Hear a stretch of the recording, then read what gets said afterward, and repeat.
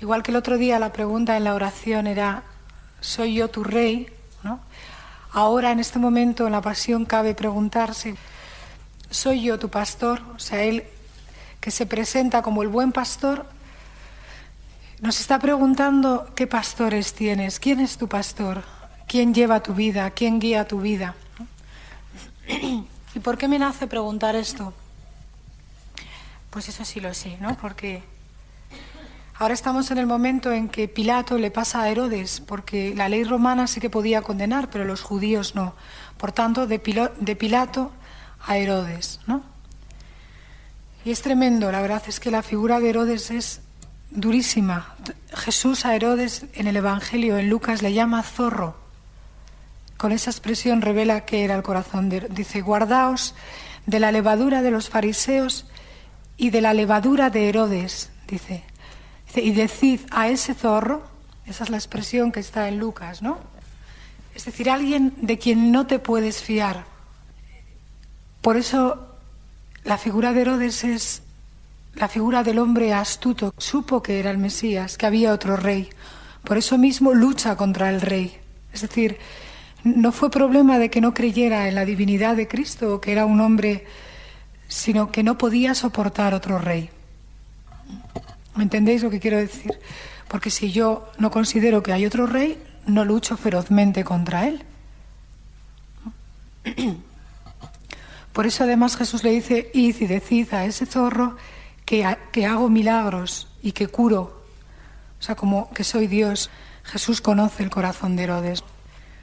Y fijaos qué escena la de Herodes. La verdad es que es durísima la escena que vive Jesús, el cuerpo manso, delante de Herodes, ¿no? Dice que hacía largo tiempo que deseaba verle. Por eso él dice, decidle que hago milagros, decidle, porque Jesús sabe que está deseando tener noticia de él. Y esperaba presentir alguna señal que él hiciera. Esto es, Herodes también se presenta ante Cristo como aquel que quiere jugar con la magia de Dios. O sea, quiere verle hacer milagros, quiere burlarse de sus milagros. O sea, digo la magia porque es la palabra, ¿no? Quiere traerle delante de él y atemorizarle para que realice señales. Dice que le preguntó con mucha palabrería, pero él no respondió nada. Fijaos qué contraste, ¿verdad? Le preguntó con mucha palabrería. Es el mundo, no sé, es que es el contraste entre la mansedumbre y la palabrería, ¿verdad? Jesús no contestaba nada. Se dejó maltratar, se dejó acusar. De hecho, aquí dice, estaban allí los sumos sacerdotes y los escribas acusándole con insistencia.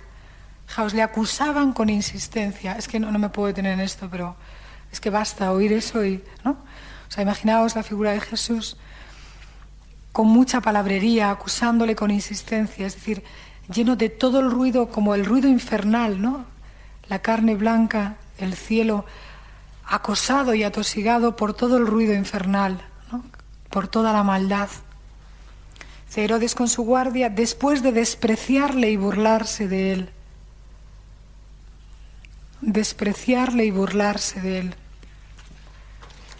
le puso un espléndido vestido y le remitió a Pilato. Se mofan poniéndole un vestido como si fuera rey, pero en medio de la burla y de la carcajada. Jesús callaba, no dijo ni una palabra ante Herodes, ni una. Qué fuerte, ¿verdad? Son escenas que... Y aquel día Herodes y Pilato se hicieron amigos, pues estaban enemistados. Se hacen amigos para conspirar contra Dios.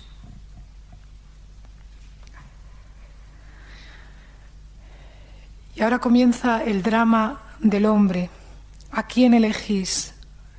¿A quién elijo yo por pastor y dueño y el Dios de mi vida? Sobre todo el pastor. Dice, cada fiesta el procurador solía conceder al pueblo la libertad de un preso, el que quisiera el pueblo. Tenían a la sazón un preso famoso llamado Barrabás. Cuando ellos estaban reunidos les dijo Pilato, ¿a quién queréis que os suelte, a Barrabás o a Jesús, el llamado Cristo? Pues sabía que le habían entregado por envidia. Qué fuerte, ¿eh? Le habían entregado por envidia. Dios es llevado hasta la muerte por envidia. Mientras él estaba sentado en el tribunal, le mandó decir su mujer: no te metas con ese justo, porque hoy he sufrido mucho en sueños por su causa.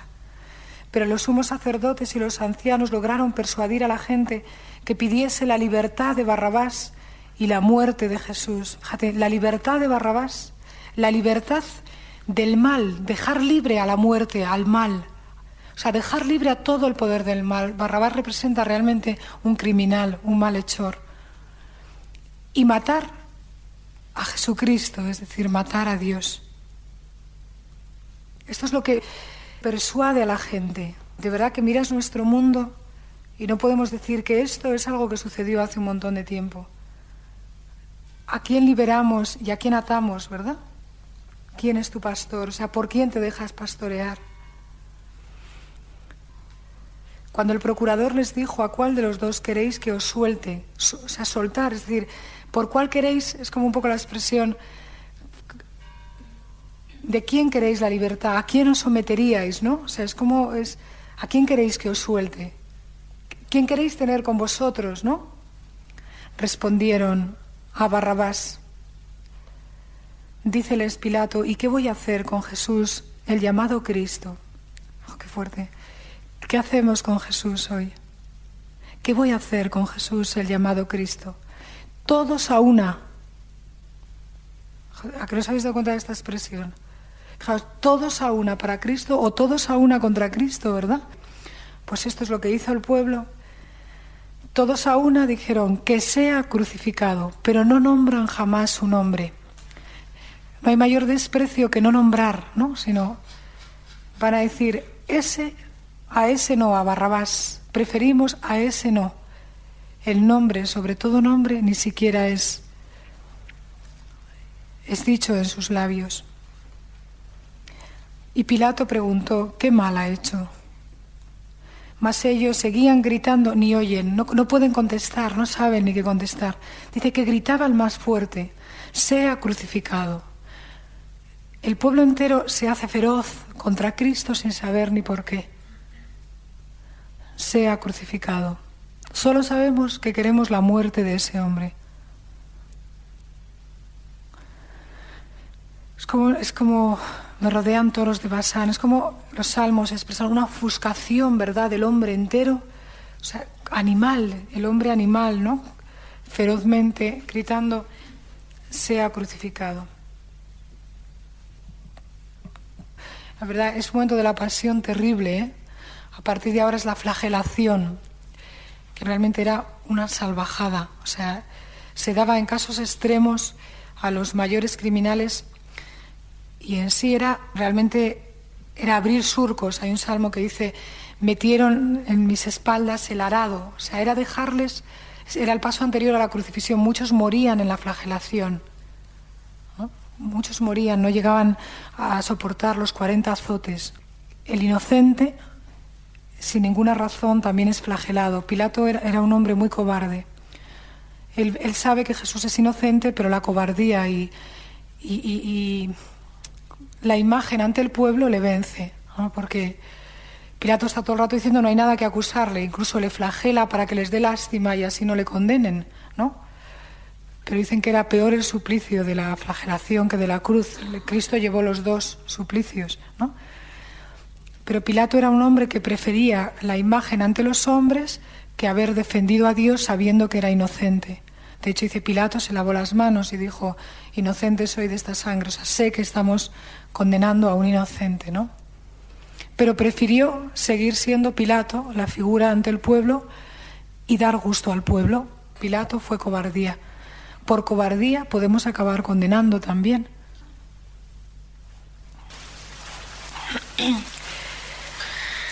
Y a mí me venía en este momento de la pasión recordar Ezequiel 34, que habla de los pastores.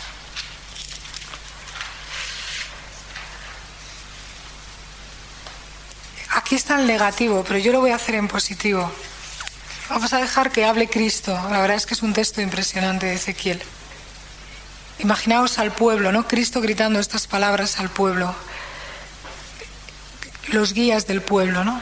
Dice, os estáis tomando la leche del rebaño, os estáis vistiendo con la lana, sacrificáis a las ovejas por ser pingües, no apacentáis al rebaño. Luego os digo lo que quiero decir con esto, os lo leo. No habéis fortalecido a las ovejas débiles, no habéis cuidado a la enferma ni curado a la que estaba herida. No habéis tornado a la descarriada ni buscado a la perdida, sino que las habéis dominado con violencia y dureza. Dice aquí, ellas se han dispersado por falta de pastor y se han convertido en presa de todas las fieras del campo. Ahora andan dispersas por vuestra culpa. Mi rebaño anda errante por todos los montes y altos collados. Buscan pastor. Mi rebaño anda disperso por toda la superficie de la tierra sin que nadie se ocupe de él ni salga en su busca. Qué preciosidad, ¿verdad? Por eso, pastores, entre comillas, pastores, escuchad la palabra de Yahvé. Por mi vida, oráculo del Señor, lo juro, porque mi rebaño ha sido expuesto al pillaje y se ha hecho pasto de todas las fieras del campo por falta de pastor, porque mis pastores no se ocupan de mi rebaño, porque ellos, los pastores, se apacientan a sí mismos y no apacientan mi rebaño. Por eso, pastores, escuchad la palabra de Yahvé. Aquí estoy yo, reclamaré mi rebaño de sus manos. Les quitaré de apacentar mi rebaño. Así los pastores no volverán a apacentarse a sí mismos. Yo arrancaré mis ovejas y ya no serán más su presa. Yo mismo cuidaré de mi rebaño y velaré por él. Como un pastor vela por su rebaño cuando se encuentra en medio de sus ovejas dispersas, así velaré yo por mis ovejas. La recobraré de todos los lugares donde se habían dispersado en día de nubes y brumas. Las sacaré del medio de los pueblos, las reuniré y las llevaré de nuevo a su tierra. Preciosidad, ¿eh? Las pastorearé por los montes de Israel, por los barrancos y por todos los poblados de esta tierra. Las apacentaré en buenos y sanos pastos, y su majada estará en los montes de la excelsa Israel. Suscitaré para ponérselo al frente un solo pastor, que las apacentará a mi siervo. Él las apacentará y será su pastor. Concluiré con ellos una alianza de paz. Haré desaparecer de esta tierra las bestias feroces. Habitarán en seguridad en el desierto y dormirán en los bosques. Yo las asentaré y mandaré a su tiempo la lluvia, que será benéfica, una lluvia de bendición. El árbol del campo dará su fruto, la tierra dará sus productos, y ellas vivirán en seguridad en su nuevo suelo. Ya no volverán a ser presa de las naciones, las bestias salvajes no volverán a devorarlas. Habitarán en seguridad y no se les turbará más. Haré brotar para ellas un plantío famoso. No habrá víctimas de hambre en el país, ni sufrirán más el oprobio y el ultraje de las naciones. Y sabrán que yo, Yahvé, su Dios, estoy con ellas, y que ellas son mi pueblo. Vosotras, ovejas mías, sois el rebaño humano que yo apaciento. Sois el rebaño humano que yo apaciento, y yo soy vuestro Dios. ¿Habíais leído este texto? Pues no se puede leer esto sin el buen pastor sin esto, ¿verdad? ¿Qué se trata esto, no? ¿Quién es tu pastor? ¿A quién entregas tu vida? ¿A Barrabás, es decir, al poder del mal y ser guiado por los poderes de este mundo? ¿O al único pastor, Jesucristo? El pueblo aún no eligió a Barrabás. ¿A quién elegimos de verdad? O sea, ¿por quién te dejas guiar tu mente, tu corazón? Por eso cuando hablamos, ¿no? Renovaos en la mentalidad, que nada profano entre en los santos, ¿verdad? No puede coexistir Barrabás y Cristo. Además, de hecho, es para soltar a uno y matar al otro. No iban a vivir los dos. Uno de los dos iba a ser condenado.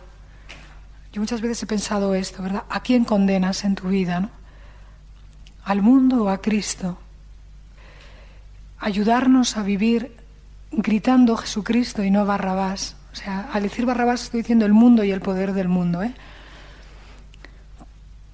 Ayudarnos a vivir renovadas en santidad, así, no aprovechándonos de las otras ovejas, sino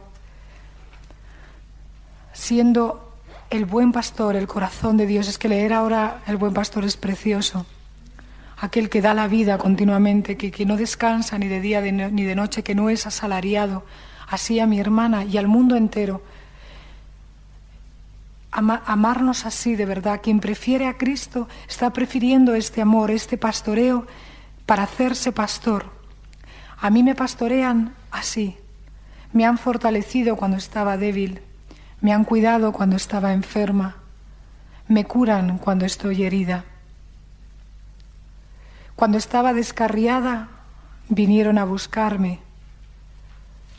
Jamás me han dominado con violencia y dureza. Me han retornado al redil en hombros. El buen pastor que trae a la oveja en hombros. Así he sido yo pastoreada. No puedo pastorear de otra manera. Para mi hermana en su debilidad tengo que ser fortaleza. Cuando está enferma, cuidarla, y cuando está herida, curarla. Cuando está descarriada, buscarla día y noche y no traerla a empeñones ni con dureza y violencia, sino con mansedumbre, con ternura.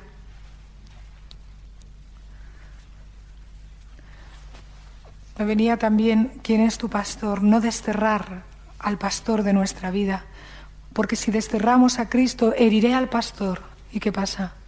Se dispersarán las ovejas. Si herimos a Cristo, nos dispersaremos nosotras. Esto es muy fuerte, ¿eh?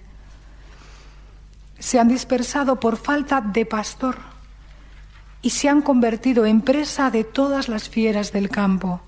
Fijaos qué simbolismo tan precioso. Si nosotras herimos a Cristo en nuestra vida, lo desplazamos, lo olvidamos, lo rebajamos, nos haremos presa inmediatamente de todas las fieras. Volveríamos a ser pastoreadas por la opresión del mundo. Si una sabe esto, no puede vivir asalariada. O sea, es que mientras una oveja mía esté errante en este mundo, yo no puedo descansar. Es que no puedo vivir un segundo para otra cosa. Este hijo mío está en peligro. O sea, es que está sometido a todas las fieras del campo, al pillaje de la condenación, es decir, del infierno.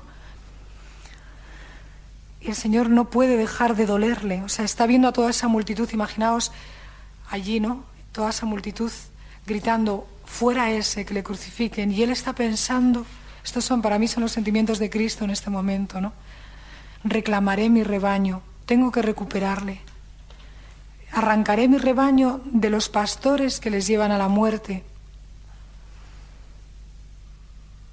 No consentiré que utilicen mis ovejas para pastorear, apacentarse a sí mismos, que se coman la vida de mis ovejas. Mientras todo el mundo está condenándole, Él está pensando cómo reclamar y reunir otra vez a su rebaño. ¿Por qué sé esto? Porque sé cómo muere. Perdónales, Padre, no saben lo que hacen. Basta esa palabra para entender que mientras todo el pueblo grita, muera Dios, Él está orando insistentemente al Padre para volver a reclamarlos y que ninguno se pierda. Está pensando esto, aquí estoy yo mismo las cuidaré y velaré por Él. Parece que Cristo es el alma de niño, ¿verdad? ¿Cómo se le ocurre pensar esto cuando no se quieren dejar pastorear? Pues Él está pensando la forma de cuidarlas y de velar por ellas. Por eso dice insistentemente, la mies es abundante y los obreros son pocos. Pedid vocaciones, o sea, pedid apóstoles, que es muy grande la mies, es muy grande el mundo, ¿no? Porque Él quiere prolongar esto, pastores, según su corazón, que apacienten y velen por el rebaño. Como un pastor vela por el rebaño cuando se encuentra en medio de sus ovejas dispersas, así velaré yo.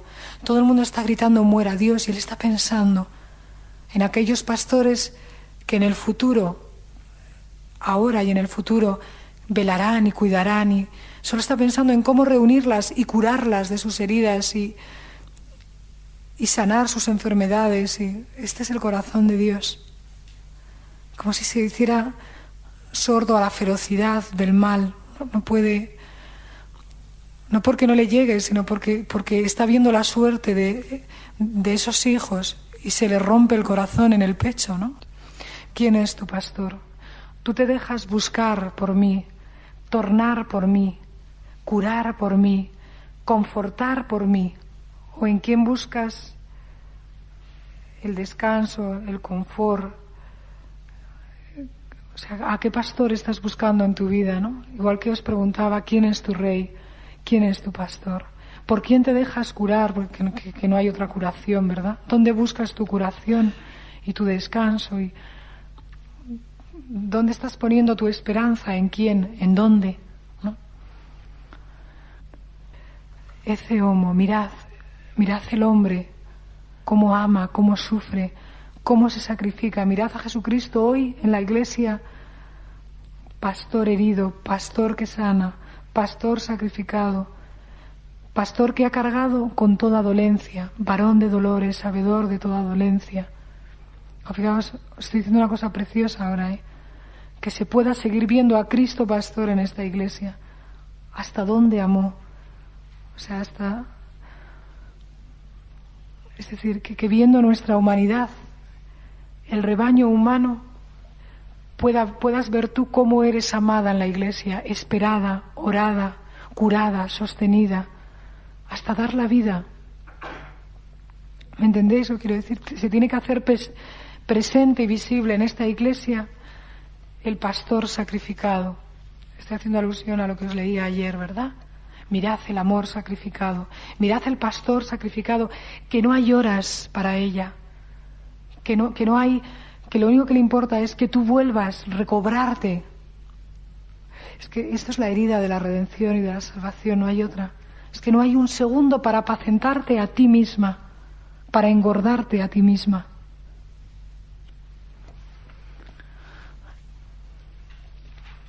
Dice: todos los que han venido delante de mí son ladrones y salteadores. Los que han venido antes de mí, a los que dejaste entrar, querían saltearte y robarte.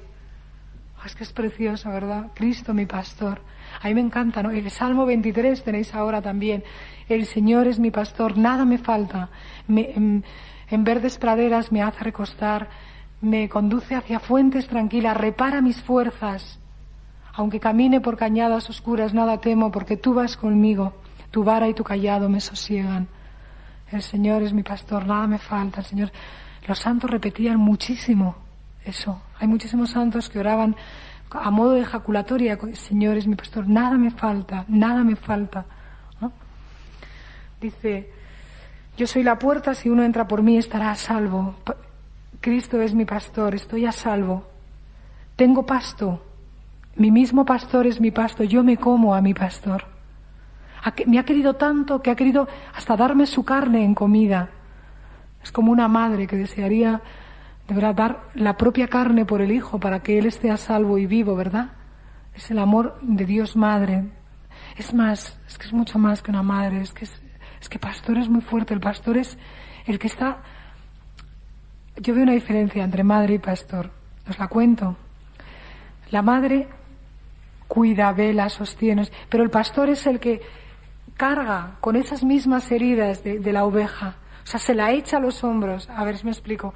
Él ha cargado nuestra lepra, ha querido sentir hasta el abandono, lo que el hombre experimenta fuera de Dios. Se ha hecho leproso por amor. Ha tenido todas mis dolencias, todas mis presiones físicas, psicológicas. Ha querido palpar hasta el último pensamiento y sentimiento de mi vida en su propia carne.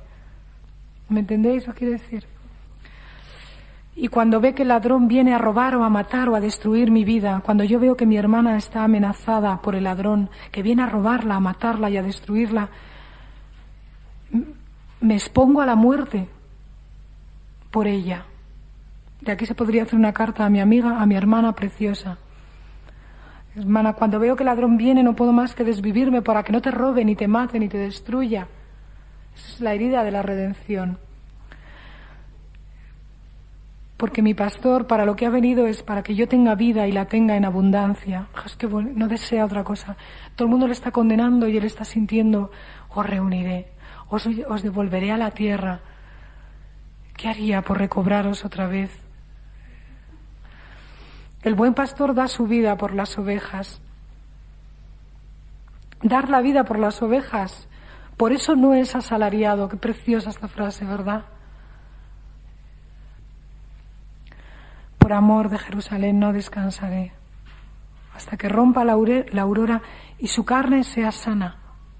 ¡Oh, qué bonito!, ¿eh? Hasta que su carne esté sana, no descansaré.